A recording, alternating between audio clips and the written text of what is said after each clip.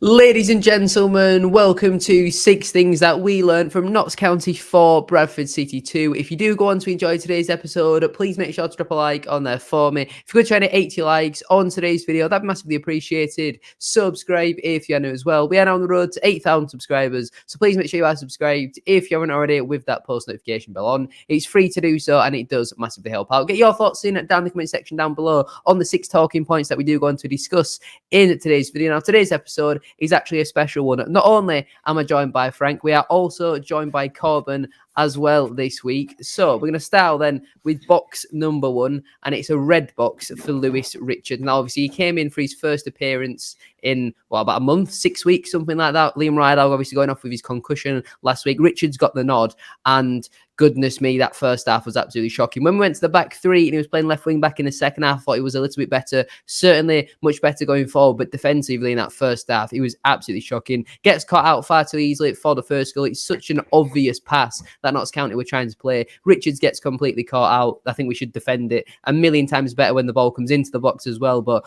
overall, terrible defending from Richards. And then for the remainder of the first half, he was constantly getting skinned, caught out of position. His passes were poor. He wasn't really looking to play forward. He was a bit nervous to put crosses into the box as well. And I was disappointed with Richards because when he first came in, I was really impressed with what I saw from him. And, Morecambe away when we got absolutely battered, I thought he was one of the better performers. And then a few of his appearances after that, he looked really good. And I was really impressed with Lewis Richards. But since he had a period out of the side and now he's come back in for this game, or the brief appearance he has made, like Grimsby in the FL Trophy, I think he has been pretty poor overall, which is disappointing because when you consider that Liam Rydal is probably still now our first choice left back, that is a massive concern because as bad as what Rydal has been so far this season, Richards overall hasn't really been much of an improvement. And obviously we paid a little bit of money for Richards as well. So it is overall quite disappointing, but it simply has to be a red box for Lewis Richards. He was nowhere near good enough on Saturday. Yeah, I completely agree. And I think I watched the game on Saturday. Obviously, I didn't go, thankfully, but I was watching the game, and you could see as soon as that first goal went in, it's a huge mistake. He's let the man come in, and he's done really, really well to get the ball in the box. And it's a typical striker's finish from McGoldrick in the right place at the right time, and he finishes really well. And I think you could see for the rest of that half, Richard's side was completely bombarded the whole time. They were very, very targeting that left-hand side where Richard was defending. And, the man and Crowley were doing really well and they were exploiting him and they were getting balls in the box and they were working the ball really nice on the edge of the area. And you look at the possession stats, I think we had 25, if that, possession at half-time. They controlled the ball really, really well at Notts County. And it wasn't as if it was in their own half either. They continued to hit us on the counter and they had the position outside our box for a lot of that half. And really, really made us pay. And the passes as well, there wasn't really much going forward. I think there was 36 passes after 20 minutes, which is absolutely unacceptable as opposed to the county's 200 odd. So, yeah, Ruth Richards, he was getting skinned a lot. And I think it is very concerning when Rydal hasn't been up to the standard that we need as a left back. I think the whole defence recently has been really, really poor. And when you've got a left back who's not amazing and he's injured and someone comes in who you think's better and he drops an absolute stinker, there's a lot up in the air about who can actually fit and go in that position. I think when you look at it now, I think Alex Kidd probably is our best left back, and he's not even supposed to be playing there. He's gone from a winger to a centre midfielder to a holding midfielder, and now he's a left back. And I think it goes to show that when someone who's not natural position is one of the best positions at the club in terms of a left back, it's really concerning. And he's still very young, Lewis Richards, and we've got a fee for him, and he's on a decent amount of deal in terms of he'll be here for maybe a season or two extra, and I think there might be an option to extend as well. So he's here for the long term. He's a young player. There's still time for him to develop, but it certainly wasn't a fantastic game from Lewis Richards, and it's such a contrast to what we saw when he first came to Bradford. And let's hope it changes because that was a terrible performance. Notts County exploited it very well, and they've got the goals and they got what they deserve. Yeah, it was really poor defensively, but if I couldn't try and make any argument for him, his age is one thing as well, but he was getting no support from Walker down that side, and the main and Crowley, one of the best double-sided wingers in the league, with Nemain being a wing back, but he gets very high, and he had no support from him, and he was just coming back from an injury, lacking sharpness, but he was weak, he was out of position all the time, and it was probably the worst performance by a left back this season, and we've had Rydal putting up not even bang average performances, terrible. So it's an area of concern again, because year after year we still have wing backs and left backs who just aren't good enough for the level. Yeah, I think if we had like 12 boxes, we could definitely give loads of red boxes, but unfortunately we don't, and we do have to be quite concise with a number of these players that we do talk about. And we must give big credit to Notts County as well. As poor as we were in that first half, they're obviously a very good side. The second half, they knew the game was done. They were making substitutions for fun. They brought McGoldrick off with like 20 minutes to go. I doubt they've done that many times so far this season, but yeah, we were really, really poor, especially in that first half. We'll move on then to box number 2. One of the few positives then from Saturday's defeat was Brad Halliday, and he gets a yellow box because, well, nobody can get a green box after that absolute terrible display. First half, I don't think he was particularly bad. I just thought he was really average, didn't really do much right, didn't really do much wrong. But the second half, he showed why he has been our player of the season so far. Grafting right until the very end, giving it 110%, winning the ball back high up the pitch, showed legs, energy, quality on the ball as well. I think he gets the assist for Jamie Walker's goal. Played a big part as well in our first goal, takes the shot which gets deflected, and that ball falls out to Alex Gilead. And overall for me, there was a few plays you take away any real credit from that game on Saturday. Gilead I thought was pretty good second half. He certainly grafted and worked his ass off. Jamie Walker as well scored a nice goal and was a little bit better in the second half. First half though, Walker was absolutely shocking. But apart from them three, I don't really think many people can say they were performed well for the full 90 minutes or even half decent for the full 90 minutes. But Halliday was certainly one of them, especially in that second half. You've got to give some sort of credit to a few of the players on Saturday, and I certainly think Halliday was one of them, so that's why he gets a yellow box.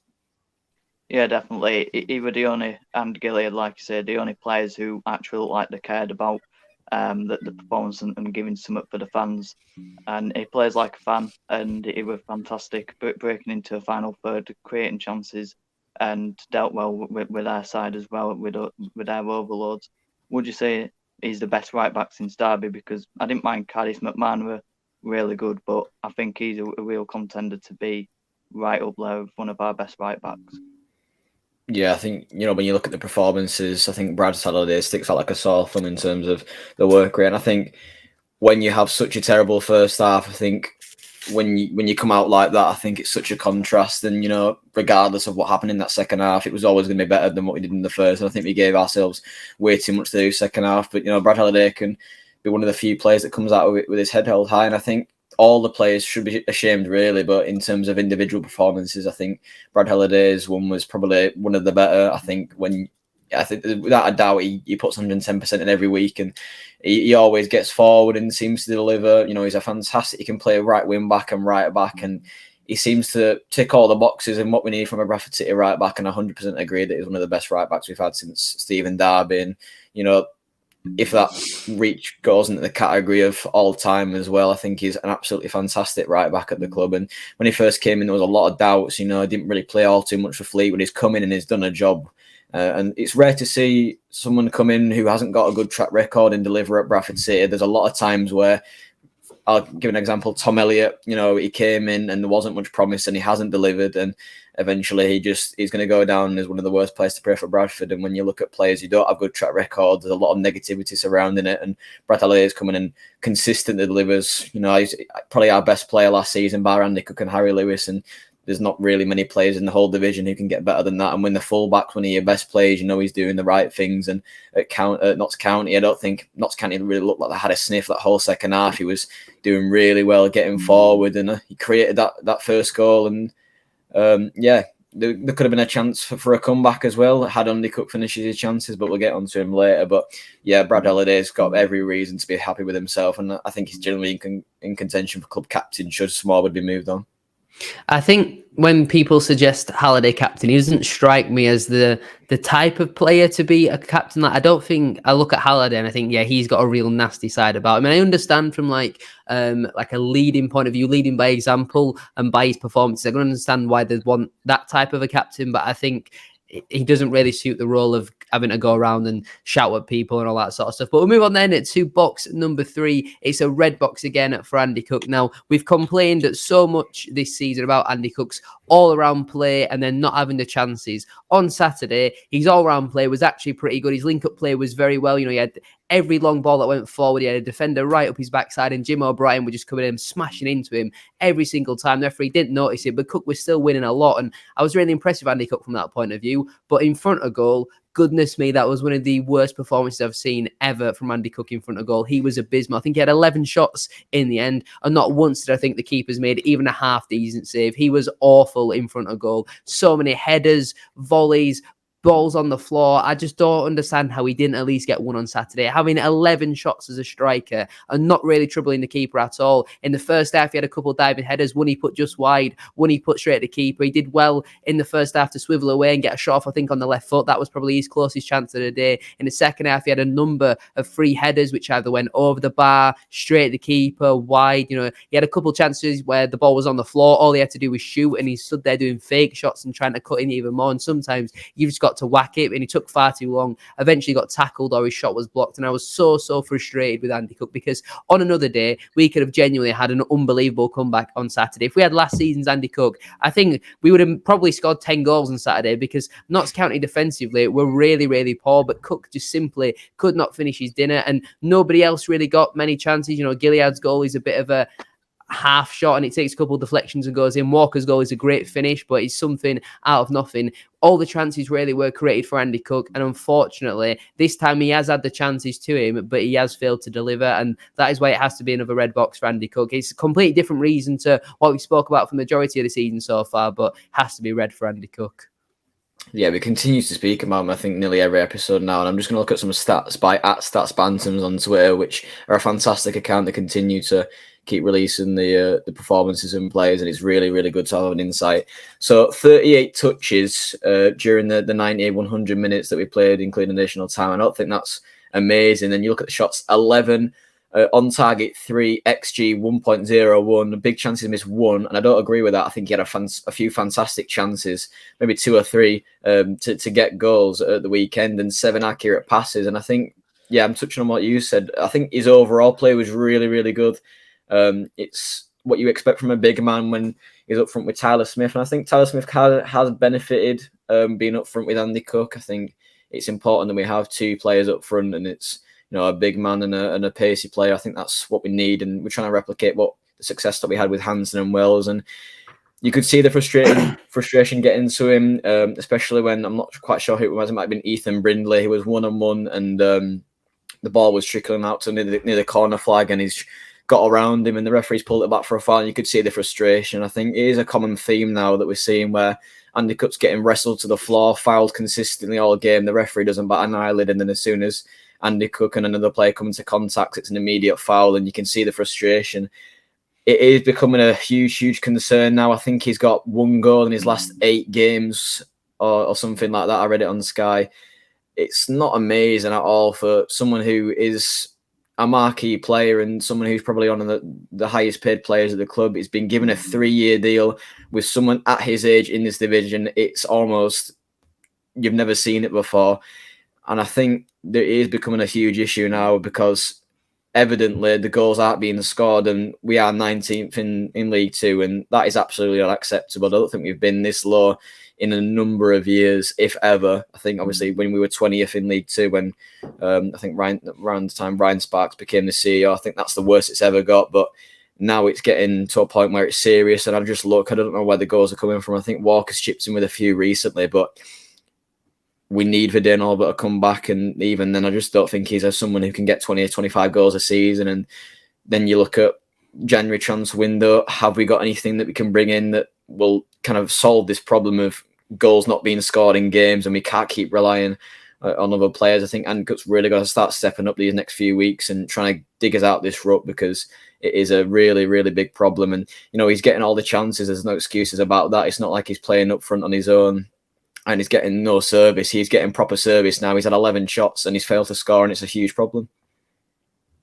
Yeah, in the transfer market, we're probably just going to be banking on getting Jake Young back and hoping for the best with him. But I suppose one good thing is, like you hinted with the performance overall from Cook, with him getting involved, getting chances and linking up play well, is that he might not have actually been injured. He might just have not been trying that bit more that you'd expect. So, but we definitely need some competition for him. And as soon as Oliver back, the better. Yeah, I think the thing with Andy Cook is like he absolutely thrives on service, and he hasn't really had it so far this season. And then maybe it's because the one time he's actually had a lot of service, then he's feeling so much pressure and maybe putting too much pressure on himself. But Andy Cook having 3 or 4 free headers inside the opposition penalty area, you bank on him normally scoring 2 or 3 of them, but to miss every single one of them, I don't actually think he hit the target with any of them. It's so concerning. At the end of the game, I don't think you'll actually seen it on the TV, but it looked like one of the fans or some of the fans were having a go at Andy Cook, and he looked like he was going to go over and confront them. And it took a number of the players, I think it was Smallwood, Stubbs, and Gilead had to come over and kind of just pull him away from it, because obviously he's a very emotional player, and he, after last season, you know, he was loved by the fans and he could do no wrong. And this season, it seems like he can barely do anything right. And he's going to be frustrated by that, and to hear the criticism or see the criticism. And it does certainly happen in the stands, you know, people calling him lazy and fat and all that sort of stuff. But I think on Saturday, the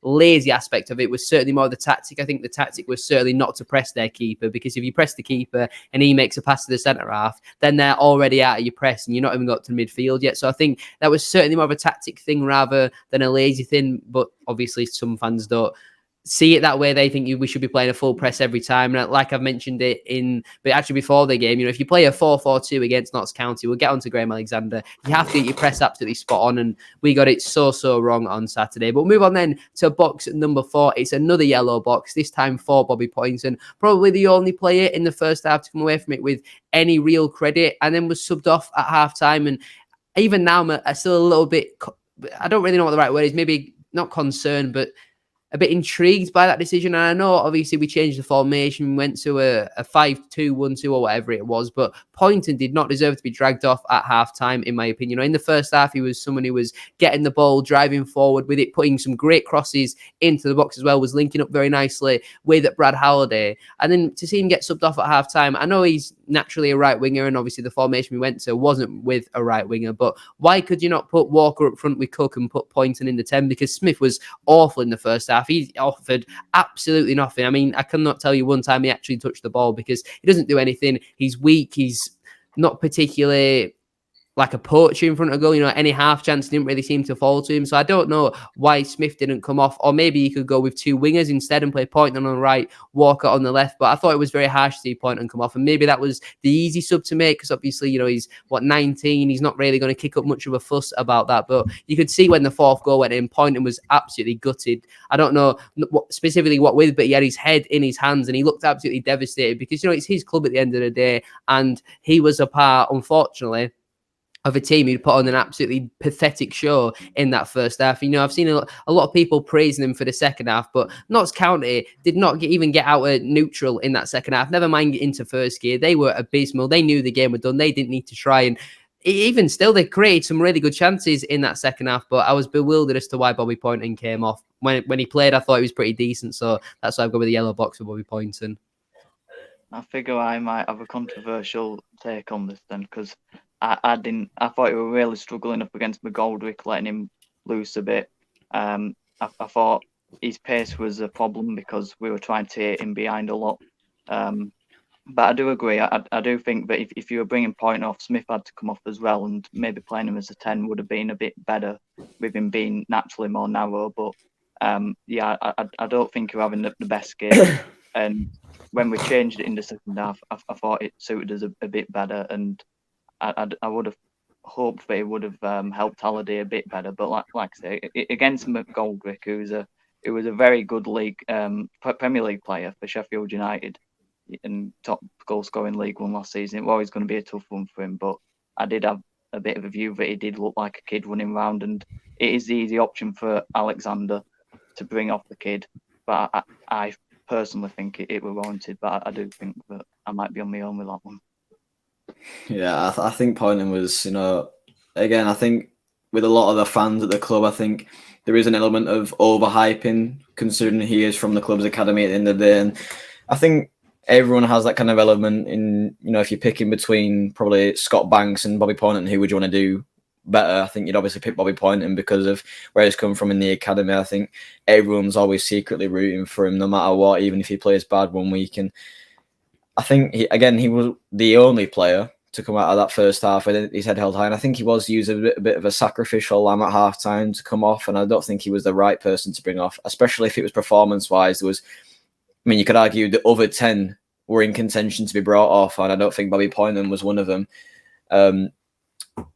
But yeah, I don't really understand the substitutions. I mean, it did work. So I can't really criticise him for that. We did get 2 goals back. But when you're 4-0 down, the last thing I'd expect is to bring on 2 defenders at the break. I mean, you've got to go chase the game. You've got to bring on the attackers and you've got to go chase the game and try and get something out of it, which was, obviously, earlier, we gave ourselves way too much to do in that second half. Like you said, Notts County just simply weren't trying. They brought on some players that hadn't played in a while, and obviously McGoldrick got dragged off. Yeah, it was a bit of a confusion for me. It definitely works, and I think it goes to show that 4-4-2 probably isn't the way forward. It's completely outdated in teams like Notts County, who are an advanced team who set really by Lydon, and they've got a formation which is pretty unique in terms of lower league football. They did punishers, and it has worked, and it will not work against an old-fashioned 4-4-2. I think a lot of the people who are calling for 4-4-2 clearly are very FIFA oriented in terms of the way they look at the game. I think 4-4-2 might work on your career mode, but it definitely doesn't work, in the professional game. And that was evident on that day when we switched it around and we looked like a much better team. But I'm not really sure why it's taken us 45, 50, 55, 60 minutes for us to get into a game and really grow into it. We should be starting from minute 1, and we went 1-0 down at Barrow after 30 seconds, and we looked absolutely dross that first half, and second half was much better. I don't know why it takes for us to be losing, for us to come back and try different things and look better. We should be, playing our hearts out from minute 1 to 90, and I think that's something that Bobby Poynton does. He always tries 110%. I think him and Gilead and Brad Halliday are, players that will give 110% every week. And like I said, it was baffling to see him brought off. But, I'm really happy that he's in the first team and is someone that's been in contention for first team. He consistently getting starts, and it's not like he was starting under Kenny McDonald. He was getting starts under Mark Hughes, and now he's getting starts under Graham Alexander, and I can only hope that he builds on it from here.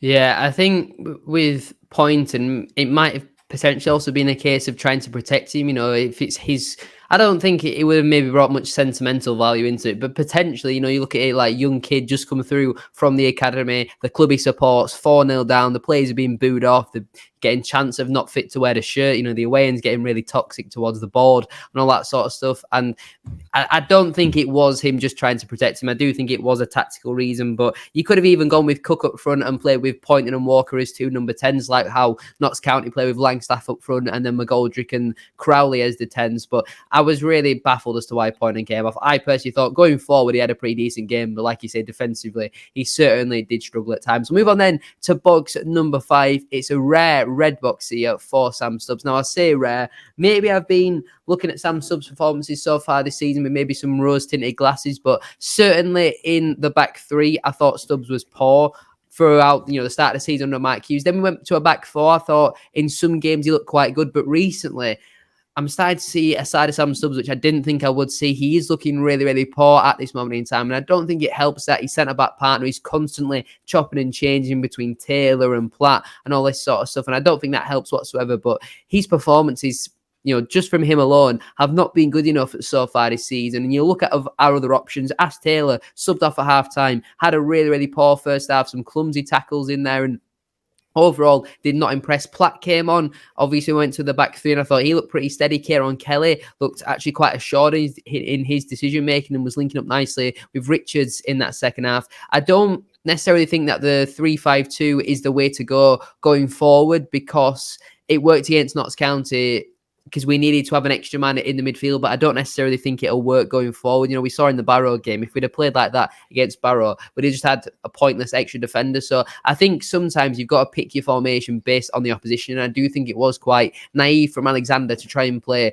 Bradford City's way against a very, very good side away from home, and obviously we quite rightly got punished for that. But Stubbs' performances so far this season have been poor. The second goal, the ball gets played through to McGoldrick and Stubbs slides in for it and completely misses the ball. Obviously, Lewis saves McGoldrick's shot, and then another shot comes in. I think Walker should personally do better with that goal, and somehow Ash Taylor doesn't block it. Lewis is wrong-sighted, and yeah, it was just an absolute calamity defensively. But we have been so poor in the last couple of weeks. I think we've conceded in the first 5 minutes in the last 3 or 4 league games, and that is simply unacceptable. And it's down to concentration. The defence is simply not switched on from the first minute, and Sam Stubbs absolutely deserves a red box from me. Yeah, I said it in the earlier episodes that we were doing on the series, and I said, I think the defence is one of the strongest points in the whole team, and we're sat here in the same year, a few months later, and I can honestly say I think the defence is the worst part. I read a statistic yesterday, and it was absolutely baffling to see. Only Dean Bouzani, I think that's how you say his name, the Sutton United goalkeeper, has a worse shot to goal percentage, in the whole of the division, and Sutton sit rock bottom, and we've conceded 11 less goals than them, and that is very, very concerning, which statistically means Harry Lewis has gone from the second best, if not the best goalkeeper in the division, to the second worst in the whole division statistically, and that just goes to show how the defence has kind of fallen off this season. Ash Taylor, I don't think he is anywhere near good enough to be starting, letting on in the matchday squad. I mean, it is absolutely criminal that he gets minutes over Jonathan Tomkinson, who's been limited to even 10, 15 minutes in a Bradford City shirt. It is ludicrous that he is not playing, and fair enough, he wasn't available for selection. But then again, you'd probably put Matty Platt or Kieran Kelly in, and they do a far better job. And yeah, Stubbs had been poor for a number of weeks now. It was terrible marking for the first goal of McGoldrick. There's about 3 defenders, and McGoldrick manages to tap it home.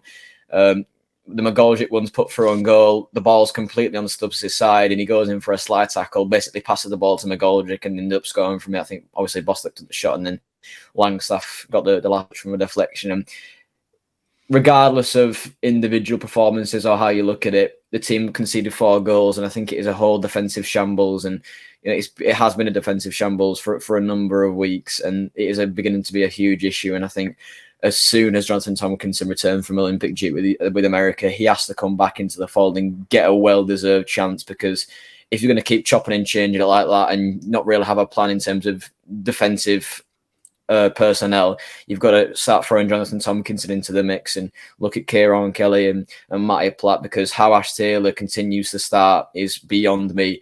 And Sam Stubbs has been poor for a number of weeks, so you could argue that he deserves dropping as well. So yeah, we've got a lot of good centre-backs, Matty Platt, Kieran Kelly, Jonathan Tomkinson, and even Sam Stubbs on paper, and I just don't know where he's going wrong defensively. I don't know how we've gone from such a fantastically well-run side last year defensively to an absolute calamity and a shambles. And yeah, it's really not good to see. And you look at the statistics, and they are absolutely daunting. Yeah. Who would you say is the worst centre-back in the club then? Ash Taylor, 110%. I don't think any of them at the moment are playing particularly great, but I think based on if I had to get rid of one of them, I would probably say Ash Taylor, all things considered, to be honest. What about best? Wow. I think in a Bradford City shirt, from what I've seen, is Sam Stubbs, but based on current form, I'd probably say Matty Platt. I mean, I know he's not playing as much, but in the games he is playing, you know what you're going to get from Platt. He is always a 6 or a 7 out of 10, never better, never worse, really. But yeah, Stubbs is form has been awful recently. Yeah, I'd say probably been up with the worst because he's been the only consistent player out of the 2 centre backs that's been playing. Because Ash Taylor, in the right game, is a very good centre back. If you play him against a Barrow, who are very physical, he'll win the headers. Against a Wrexham, he'll win the headers. But when you're playing him against a Notts County, who have Macaulay Langstaff running in behind, he's gonna. I mean, he looked like he was running backwards. I mean, he's so slow, and Stubbs is only slower and out of position all the time. His distribution's poor. He's always leaving his men at the front post and not really sticking with them. So for me, I'd drop Stubbs and Taylor for the next game, and like I say, Tomkinson really has to get a look in, because we were trying to battle to sign him for the last few days of a window. It didn't look like it were getting done, and then we signed him. It's this big signing, centre back. He's got the pace, he's got a bit of power in him, good distribution, and yet he's been given 10 minutes off the bench or something. He definitely needs to be the starting centre back, and we need to find a set partnership now, because the defence is really struggling because of it. Yeah, I mean, it will be interesting to see what changes we do make next week. I wouldn't be surprised to see if there were like 8 changes next week. I don't think Alexander will do that. I'll probably make 3 at the absolute maximum. But we'll move on then to our final box, and it is a yellow box for Graham Alexander. Now, I've seen a lot of talking about Graham Alexander from Saturday's game, and I think there is certainly discussion to be had. Now, in his first 2 games, obviously we have picked up 2 defeats. I think we've certainly been poorer than what we have been better, if that is the right way to word it. You know, against Barrow, while we had a lot of the ball, we didn't really create much against Notts County the first half.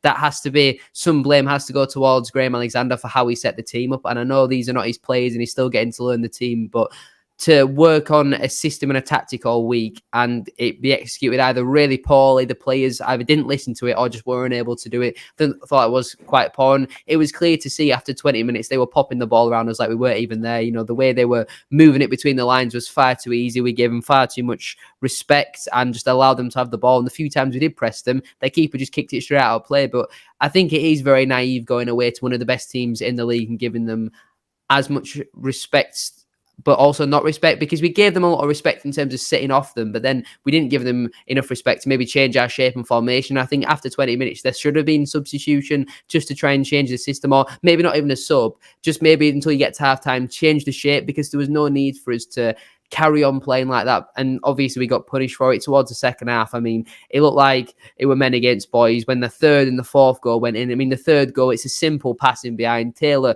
basically falls over his own feet and it is a good finish from Langstaff.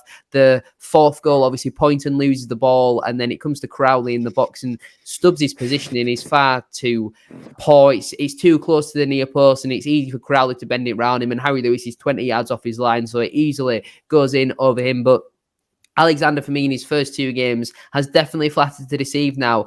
I think we'll have to give him a transfer window or 2 to wait and see if he really is going to be the man for the job, because these aren't his players, but at the end of the day, he is still picking players who are letting him down. I think it's very clear to see that he's not happy with all the loans that we've got in on loan. You know, a number of them really not included in the matchday squads. I don't think a Foker or Tulloch have been involved. Obviously, Oyegoke picked up the injury and Tompkinson has been away on international duty, but Alexander, for me, I'm obviously observing judgment because we haven't, seen him get his plays in at the moment. But from what I've seen so far, I think he just needs to get his team playing for 90 minutes rather than just for the last half an hour and things like that, because it hasn't just been a factor under Graham Alexander. It was the same under Mark Hughes and it was the same under Derek Adams before that as well. We don't play for a full 90 minutes. It's very, very rare that we do that. I can maybe say under Mark Hughes' tenure, maybe Newport away this season.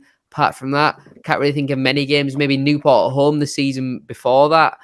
I just don't really know. Like, we don't really play well for 90 minutes consistently, and it has been a thing for a number of different managers now, and I'm not really too sure what the problem is. But Alexander, for me, gets a yellow box because, granted, they're not his players, but I think he certainly could have managed the game a lot better yesterday.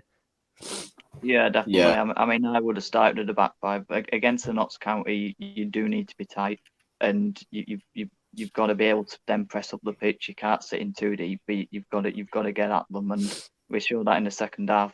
But I think when you said earlier, you can't play the back 5 every week because you're not then going to be able to move the ball quicker, and you haven't got the players in the field. And one of his, I think it was in his first press conference, he said, "I'm adaptable. I don't really have a set style, and I play to suit the strength of the players." Well, in the first 2 games, we haven't really seen that. And yeah, it is going to take time for the players to adapt to the mentality of the previous managers who haven't been able to ingrain that 90-minute match in them. But that's what I like about Alexander, and that's what gives me a bit of faith and belief that he is the right man. But he has got that mentality. He is a winner, and he has standards. And in fairness, he did change and adapt throughout the game, but by then it's too late. And Notts County, they're a bit complacent by then, so it's hard to really gauge how if he was contributing to that or if it was just the way the game went. But I think the problems are probably higher up, and that's why whoever we brought in, whoever comes in under the regime, it's always going to be an uphill battle. Yeah, I think he's kind of took over a poison chalice, and I think you've got to reserve judgment until January. I think, excuse my French, the squad is absolutely terrible. It's shit, and there's not a lot that he can do. until January, and then again you've got to look at the higher ups. Is he going to be able to be backed to get the players in that we need? Not just Alexander needs, that the whole club needs in order to get us out of this horrible patch that we're in. You know, we've got maybe, I'd say, a month, just over a month to try and get something sorted out of the top. And I think if you look at my name that's just underneath my chin there, you'll understand my views on the whole situation. I think, yeah, changes are needed at the top. And, you know, I think with the way things are going at the club at the moment, there's no way that you can do anything else but back Graham Alexander. He's got off to a poor start, 5 goals conceding the first 2 games, behind on 2 occasions after 5 minutes. There's a lot that needs to be done with the club, and I think obviously it is a feeling out process. He's been here probably just over 2 weeks now, so there's a lot to be learned in terms of the squad and how he wants to play the football, and you got to look at the squad as well and see how they'll adapt to it. And he's going to take a while for him to implement his philosophy and the style of play that he wants. So I don't think I want to touch on Alexander much in terms of how he's kind of managing the squad. I think you've got to reserve judgment for a bit, and I'm more focused on the off the field issues rather than the on the field issues. I want Bradford City to win. I think that's the most frustrating part, when fans are colliding over the ownership. I think we all want the same for the club, and that's to win football matches and get back on track. And it feels like some fans are looking at it as, we want to moan and we want to be negative, and that's just simply not the case. We want to be winning football matches, we want to be winning promotion, we want to be getting out these leagues, and we want to be pushing as high up the table as we can. And we just feel that under this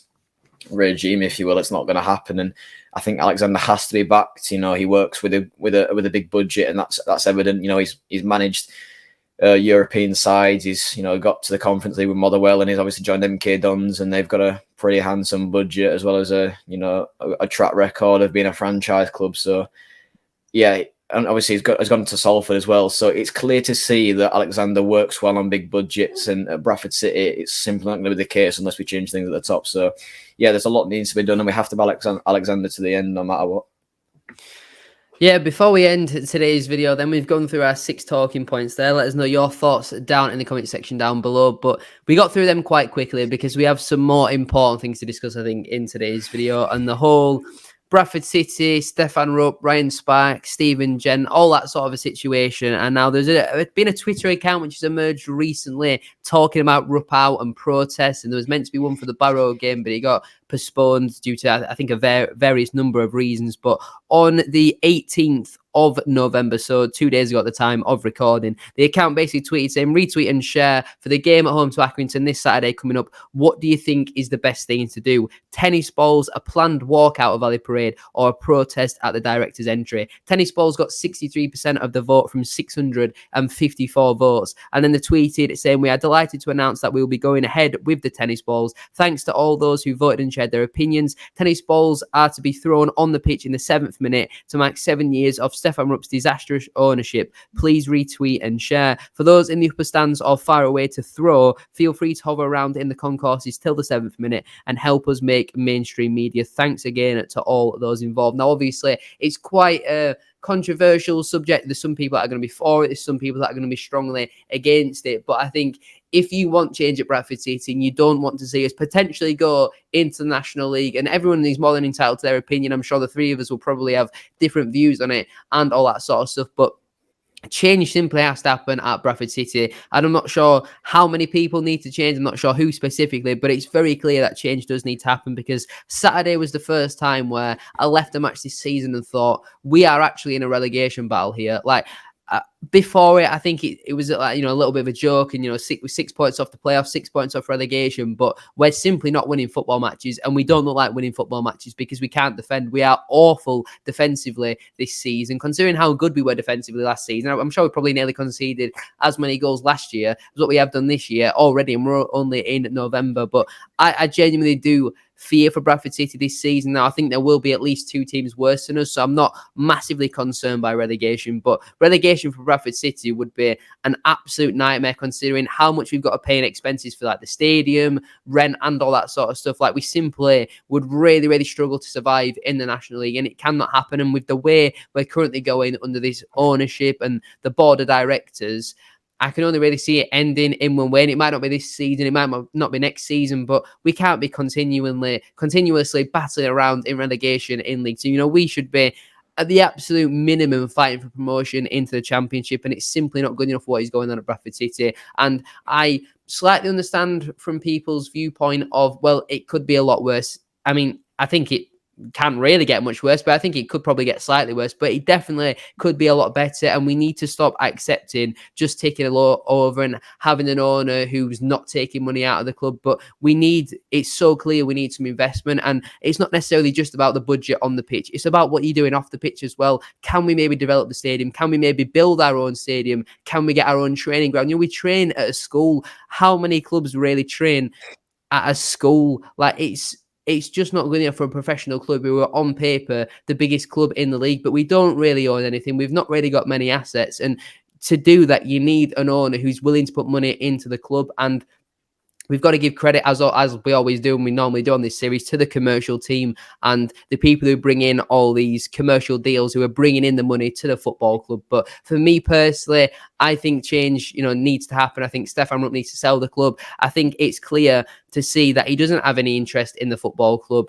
And the way that Stefan Rupp could potentially fix that is removing Ryan Sparks from his position as CEO, because it's clear to see he is failing at his job right now. He's been in post for 3 years and we have not progressed a single bit on the pitch. We might have done well off the pitch. We've got some new seats in the lower main stand, but on the pitch, we are failing massively, and it comes down to one man who is making them decisions. We've had 8 different managers, obviously including caretakers and all that sort of stuff, under Ryan Sparks, and we've gone up like one position in 3 years. Yes, we had a pretty decent season last year, but that's because we had an incredible goalkeeper and a striker who basically scored every chance that he got. And it's so clear that we are not going to progress under the current regime, and I personally think change is needed. Do I think tennis balls is the right idea? Obviously, it will get national media attention, all that sort of stuff. But knowing how we'll end up scoring like in the 6th minute and 59th second or something like that, and we won't be able to do it, or people will be too scared to do it because there's always a lot of talk on social media and then not a lot really happens at the game. From what I see on social media, near enough every tweet is a complaint or a little bit of a dig at the way the football club is being run. But then on Saturday, while there were chants against the board and the regime and all that sort of stuff, there wasn't really many people joining in, to be fair. And that did quite disappoint me, because I think a lot of people are happy to accept what they're currently watching because, we pay our bills on time, and we do pay our bills on time. But it's so clear we need some investment. We need someone who's going to be able to spend our money wisely. Instead of getting massive squads like what we've got, we need some real quality in there. And for me personally, I think change needs to happen. If Tennis Balls makes that change happen, I'm more than happy for it. But it sounds like the club are going to be extra secure with their security at the weekend to remove all sorts of different things, and there's going to be extra checks and all that sort of stuff. But for me personally, like we mentioned it a few times, change is definitely needed at Bradford City if we are to progress. And if Tennis Balls is the right way to go for it, then I'm absolutely behind that 100%. I mean, we've touched on it far too many times, and when we get onto Korban eventually, I think there'll be still things that I want to add to it that will just come back into my mind. There's so much that we need to cover. And you look at the tweet originally, we are delighted to announce that we'll be going ahead with Tennis Balls. Thanks to all that have voted and share their opinions. That got 56,000 impressions, which is really, really good to see. Obviously, it's getting the attention that's needed. It's being shared around, and that's good. But actions do speak louder than words, and it has to be performed on Saturday. So I need to try and touch on a few of the responses that I've seen. Is Tennis Balls the way? It's just going to disrupt. It needs to happen, one way or another. I mean, it does stop the game, fair enough. And that could be seen as a negative point of view, which I definitely think it is. But we don't really have much of a choice in terms of getting media attention. It's been really, really overlooked, and fans need to get their heads out the gutters. If we get relegated, it could be the end of the club altogether. Season ticket sales will drop. Sponsors will not be interested anymore. We won't be able to afford the stadium. We will not have a stadium. We will not be able to play football anymore, because there isn't many stadiums in and around Yorkshire that we could probably get with the fans that we have. I mean, Odsal is simply not a football stadium. It will never be a football stadium unless seats are a change, and I don't think that's going to be a thing. It's just not a football pitch. And with the stuff that happens at Bradford Bulls and stuff, you look at the Newport pitch, you are obviously combined with the rugby side of it, and they share the pitch. It's obviously clear to see that if rugby and football is performed in the same pitch, it's not a good combination. It can really affect how you're playing. It is a very, very concerning thing, and we've got to take action, and something has to be done about it. I'm at a loss for words that people seem to disagree with it. I mean, the stuff that's being said is ridiculous. He's kept the club afloat. No, it's the fans that are keeping the club afloat. We supported them during IFOL in lockdown. We had sponsors through the door, and obviously with help from the EFL and the FA, we were able to stay afloat. Ryan Sparks, the CEO himself, said that the owner has invested zero during his tenure. That's zero since he took over during lockdown when we needed it most. Zero investment. There'd been nothing from Stefan Rupp. He attended, I believe, 1 or 2 games, 3 games since Ryan Sparks had took over. And I think there were either maybe huge games like the Lydon Orient one. I'm not sure if he went to that, but he went to the Carlisle game. And while I don't really care if he comes to games or not, it's all about his involvement within the club. And I see a lot of fans ridiculing tennis balls, and I get where they're coming from. It is ridiculous. Why would you throw tennis balls on a pitch? But you've got to look at the track record. I'm going to go look at this tweet from Paul Butcher on Twitter, so thank you for this. It said, "What did throwing tennis balls on a football pitch ever achieve?" And I've seen a few people saying that, but you look at the statistics. Coventry threw tennis balls on the pitch in protest against their owners. They got new owners through the door, and they got 2 promotions, and we're on the verge of the championship. So nearly 3 promotions in such a short time. Let's not forget we were playing League 2 football with them not too long ago. Bolton, new owners, promotion. And they've been doing really well. They've built a fantastic squad. Look at players like Ricardo Santos and Dapo Falayan, who's now in the second tier of Germany, and they've got a really, really stable budget, and they look like a team that could easily be in the championship within the next few seasons. And then Hull City, new owners, promotion. I mean, the proof's in the pudding. Charlton, new ownership, and we're very, very close to promotion. They're a brilliantly run side. You've got players like, obviously, just from Raksaki last year, who did really, really well. Obviously, he was on loan, but you look at players like Miles Lydon that are getting brought to the club, and there's a lot of potential in these clubs. You look at teams, Charlton, Hull, Bolton, Coventry, all teams, and Blackpool as well. They're all teams which are exciting, have exciting players, and really have a lot of future.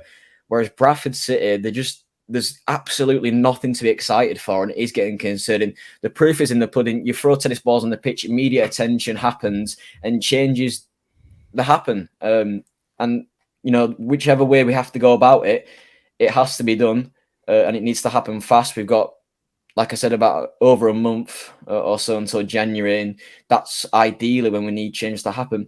And I'm all for Rupp staying, but he has to do his job as an owner, and that's invest. Pay attention to the club and do your job properly. If not, you have to go. His price tag is absolutely ludicrous. I mean, he said himself, by the way, for fans that are saying, "Oh, who's going to want to buy us?" 3 to 4 offers per month, Stefan Rupp has said himself in the Telegraph and Argus, as well as other statements that said, I'm trying to think off the top of my head, what are people arguing about? Why don't you go buy the club yourself then? What an absolutely terrible argument that is. I mean, do I look like I've got 10 million sitting around to buy the club? No, I don't. It's just such a weak argument from fans that are clearly not seeing the bigger picture. I posted on Twitter this morning about the Facebook and what I was seeing on the Facebook regarding the protests. I'm going to look at some of the comments here. Leave Rupp alone. Pathetic. Yes, he's not the best owner, but he's far from the worst. Bankrolled us through COVID and doesn't take a penny from the club. Just get behind the players. It's clear to see there is potential there, but the confidence is shot to pieces. All this negativity is not going to help us climb the league. That's a dig at the fans by the looks of it. Stefan Rupp, like Ryan Sparks has said, hasn't invested a penny during COVID. He hasn't kept the club afloat, and there is absolutely no potential whatsoever. We continue to get behind the players we brought over 2,000 to Notts County. We continue to get just under 20,000 week in, week out, regardless of performances. We continue to support the players, and it is just not working. We're at a loss at this point. He is bankrolling the club. He pays Sparks to run it and employ people. I suggest that we keep Rupp and get rid of Sparks and the head of recruitment first. While I do agree with that, I think when you get rid of Sparks and the head of recruitment, a whole change is needed with the board.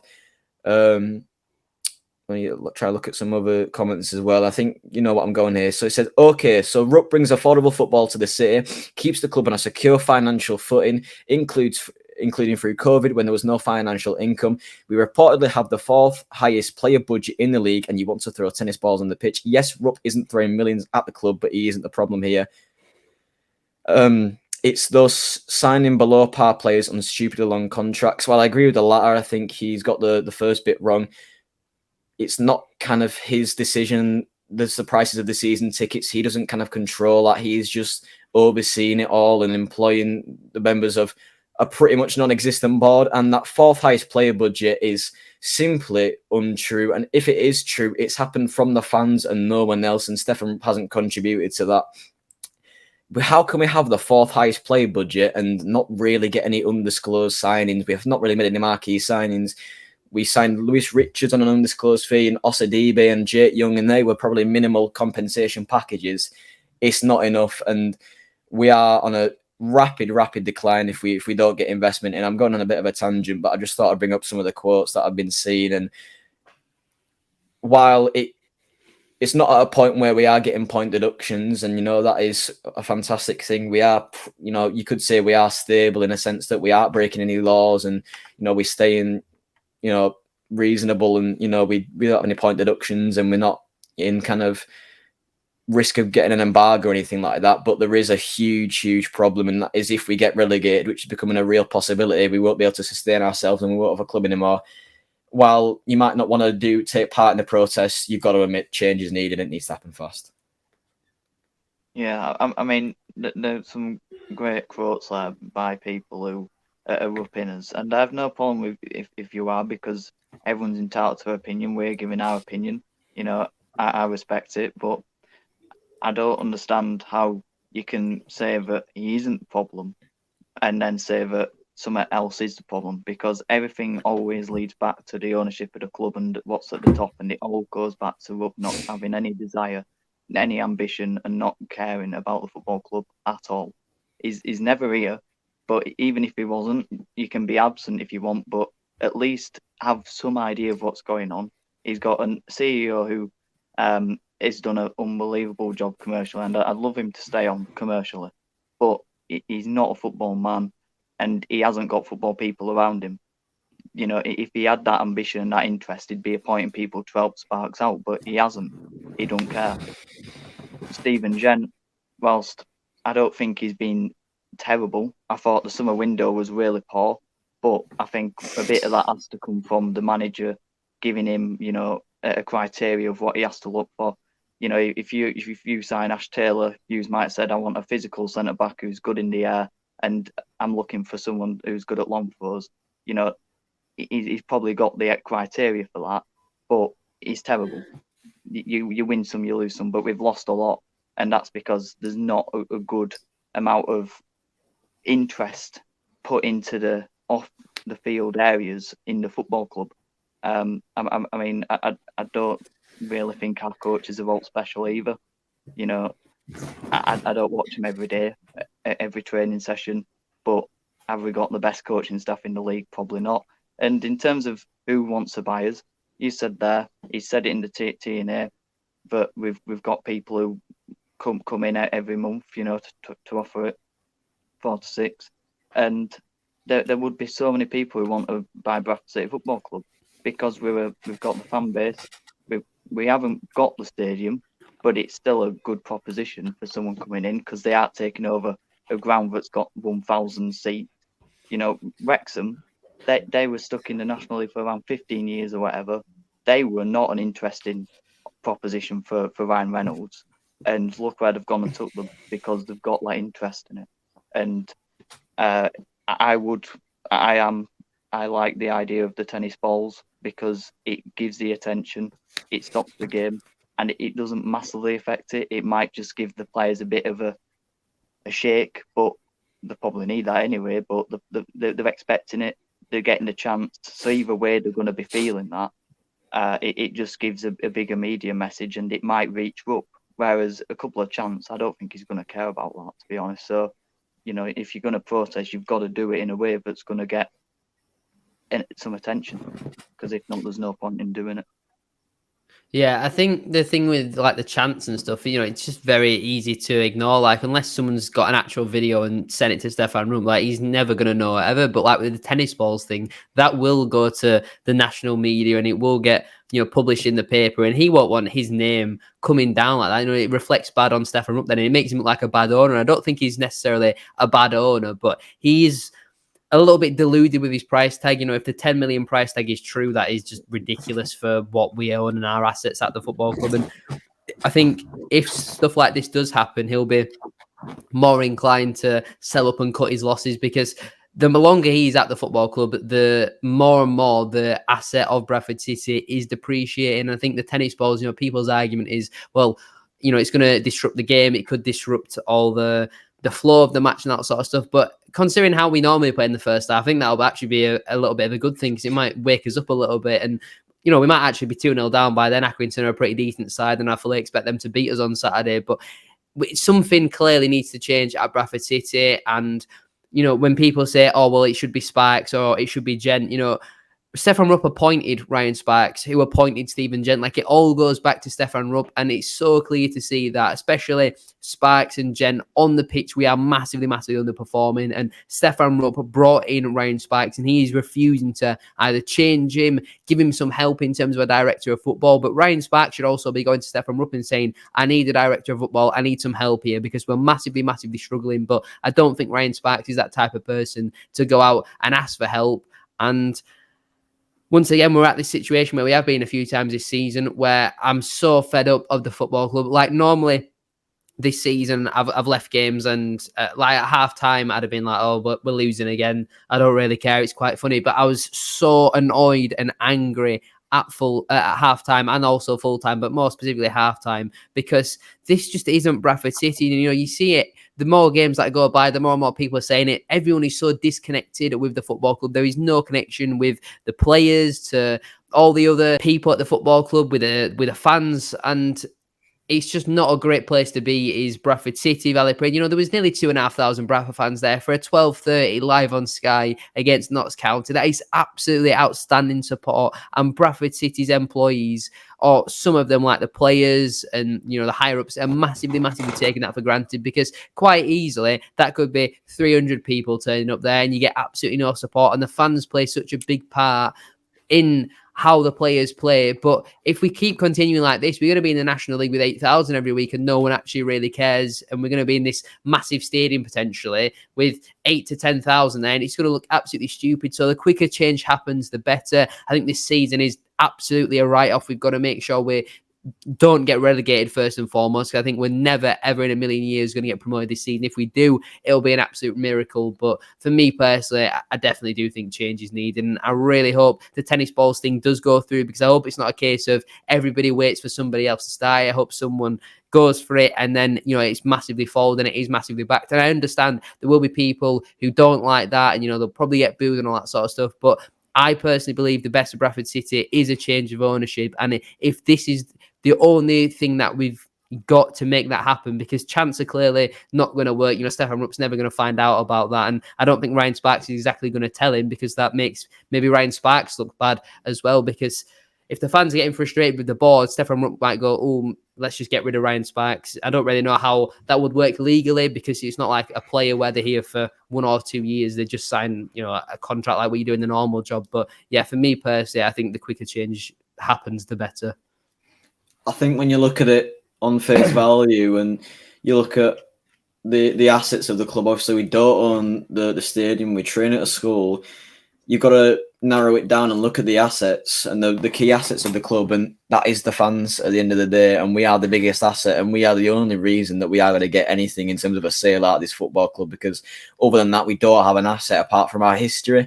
And then again, it's, you know, a lot of the history has been brought down by the fans, and, you know, how we travel to games and how we flip games on its head because of the fans. If you look at the narrative as well, you know, oh, just get behind the lads and, you know, start, you know, it's the fans' fault and all that. We were 4-0 down at Notts County, and fair enough, the players were booed on the onto the pitch, and rightfully so. But there were chances in that first half where we had opportunities to score and we came, pretty narrow to scoring goals. We were 4-0 down and the crowd just completely got behind the players. There was cheering, clapping and saying, come on, let's try and get something out of this game. We continue to back the players to the end. It is such a false narrative, and I'm absolutely bored to tears of fans just blaming other fans, and it's just such a disconnect from the club. There's fans fighting each other. There's arguments on Twitter, and there's even fans trying to take other fans into situations and getting the season tickets taken over. If you were in the space yesterday, then you'll know what happened yesterday. But yeah, there's such a big issue, and I think another issue is with Stefan Rupp. Obviously, it's evident he doesn't know football, and while I don't even want to go to Riot, he had an understanding of football. He'd had a history in football. He played it, and obviously he took over and from a consultancy basis. And he, as much as he completely and utterly killed the club, he knew what football was, and he kind of knew the ins and outs of it. And while he made the wrong decisions, I think when you leave it to Stefan Rupp, who hasn't got an involvement in football, if you watch the Matter of Heart documentary, you'll know that Stefan Rupp hasn't got a history in football. He only knows business, really. And if you're so disconnected and you're not looking at it from a footballing perspective, you'll see Ryan Sparks, and all you're going to see is money coming into the club via commercial deals and stuff, and you'll think, oh, he's doing a good job, I'll just leave him to it. But the fact of the matter is, there's nothing that's going to change footballing wise unless Ryan Sparks takes it upon himself to go up to him and say, oh, maybe I'm out of my depth here, I think maybe I should move into a commercial role and we need to move the club forward, or I need some help, like you said. I'm struggling. Can I have a director of football? Is there something that you can do? Can there be any investment? But yeah, there's so much to talk about, and honestly, we could start a Rupp podcast and just talk about everything. But I've got other things to do, unfortunately, and I'd rather not talk about Bradford because it's getting to a point where it is not only ruining my day but my whole week. I don't want to go to games anymore. I come purely just to post it on Twitter and gather my games up and see how many games I can get. So obviously FanHub's pretty cool at the moment. I like predicting the lineups and going down and getting a few points. That's always cool. I'm not there for the football anymore, and I want Bradford City to win more than the next person. But as much as it could detriment and impact the result on Saturday, I think we are missing the bigger picture here. And it's, if we don't do that, then chance, like you said, are not enough because Rupp's not involved, and Sparks will not want to tell Rupp that things are going wrong and the fans are calling for his head. Why would you want to be the person that wants to go and tell Rupp about that? You wouldn't want to do it. And I think this is the only way we're going to be able to get media attention, bar protests. And I think it is a pretty peaceful protest in with all things considered. We're not throwing bladed articles on the pitch and trying to harm players. You know what I mean? We're just trying to stop the game, chant, make our stuff known, and we'll be back to the game. And I'm sure, regardless of that outcome, or whatever the result is up to that point, I'm sure we'll be getting behind the lads like we always do. That cop is electric at times. When the players are playing well, that cop will get behind you every single day of the week. And I'm fed up of hearing this narrative that the fans are, they're just not clapping hard enough. And yeah, there's so many issues. And you think, when you look at the consensus of the fans that are rupping and moaning at all of this, are the older fans and the fans that have seen the glory days of Bradford City, playing in the Premier League, playing in Europe against Zenit St. Petersburg. They've seen us stay up against Liverpool in the final day. They've seen weather all over red kits. They've seen us beat Premier League teams, and they've seen it all. They, out of everyone, should be the people that are campaigning for this. I'm not the oldest fan by any stretch of imagination. All I've seen is failure. I've not seen really a single promotion. We were promoted in 2012-13 against Northampton in the playoff final, but I wasn't all too involved in the club back then. I didn't really go to games, and I wasn't involved and invested in football as I was now. And I think that's why it's just so baffling to me to see fans not kind of supporting this regime that are older and that have seen glory days. We've almost gone bankrupt before. That's the reason we are in this rut in the first place, because we were in the Premier League. We overspent. We had bad owners, and eventually it led to us falling down the pyramid. And it's happened before, and it's a similar position that we were in the Premier League. And I just don't understand why it's not being campaigned for. And Yeah, I'm at a loss. I think the fan base is a huge reason why we won't move forward, because they don't want change, and they're looking at stuff. Or at least we're not Bury, but it's a completely different narrative. We're a massive club, and obviously I'm not saying we should be in the Champions League or all like that. I'm as much as I love Bradford, I'm very understanding of where the club's at in terms of ability wise and the size of it. There's clubs that are bigger than us in the Premier League, and we're also bigger than a few Prem clubs, and we're bigger than a few in the Championship. We get good attendance, but that doesn't mean everything at the end of the day. And as much as it might mean stuff commercially and financially, that's not going to be there forever. And if we don't change it, we won't have a club anymore. It's as simple as that. We fund the club. Ryan Sparks has said we are self-sustainable, which means the fans and commercial deals are the only thing that give us a budget. If you lose that, you lose the budget. If you lose the budget, you don't have a stadium. You don't have a stadium. You can't play football. You can't play football. You don't have a club. It's as simple as that. And we need change as fast as possible, because I'm absolutely sick of this. All I want to see is success. I didn't go to the Chelsea game. All I've seen is failure. And I'm surprised that I've even gone this long, to be honest. Like, you look at fans at Liverpool and stuff, and while there have been in a few dark patches, they've seen Champions Leagues, and it almost seems like we're just a club that no one wants to touch. And you've seen managers that have got such unbelievable track records. Derek Adams has even won a cup or promotion every club he's been to. He comes to Bradford, he's sacked him the February, a few months after he's appointed. We're such a poison chalice, and Adams alluded to it. We need change at the top. It's not a very well run club, and I'm very, very concerned about the future. And I don't know where we're going, and we need change as fast as possible. It's really, really concerning, and I really hope that fans begin to get on board and change happens. That's all I can say. I'm running out of words. I'm going in circles, but I feel like it's the word on everyone's lips. It's what everyone's saying. I think a lot of the fans share the same opinion, and I really hope change happens soon. We all want the best for the club at the end of the day, so let's just get behind what the fans are doing. We're wanting change. Let's just see how it goes and leave them to it if you don't agree with it. But I'm really, really scared for the future. I think it's very easy, actually, for just been thinking there, very easy for Stefan Rupp at the moment, because obviously he's not losing a single penny under how we're currently performing, and he has no interest in football. He doesn't really have any interest in Bradford City. So from a business point of view, if his business is not making a loss and it's one that he doesn't really care about, then, well, why should he care? If he goes to try and make some changes and they go wrong and they end up costing him a few $100,000, then for his point of view, if it's a business that he don't really care about, then what's the point? And unfortunately, right now, he's our owner, who doesn't really care about us whatsoever. And it is really, really disappointing. But all he has to do is invest a little bit of money. And, the more he invests, if he really does trust Ryan Sparks to go and spend that money properly, Stephen Gent to go and recruit with that money properly, then he would go and give them some money. But it's very clear that he probably doesn't trust them, and that's why he doesn't invest, because you see all the big clubs,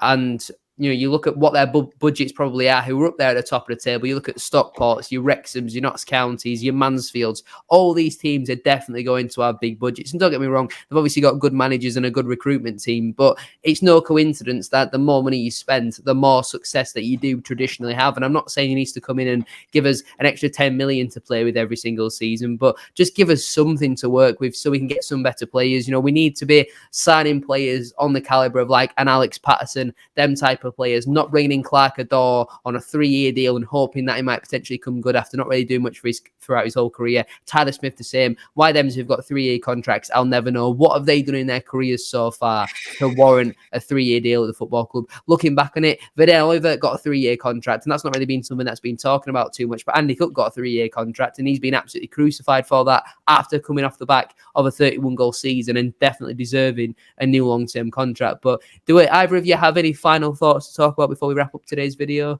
I'll got Korban go first, and I'll say if I need to say anything. Well, just finally, I think we all have different opinions on it. I'm Rupp out. Sam and Frank are Rupp out. You might be Rupp out, but you might be Rupp in. But respect that, we're going to protest. And I don't know why I went Geordie then. And I'm going to protest. Yeah, I'm a celebrity. That's the problem. Yeah, tennis balls. It's the way to go. And that's what we're going to do, and we've got to unite. We want the best for the club. We want to win every week. We want to go up. We want to be a championship club. We want to be a Premier League club, but we're not.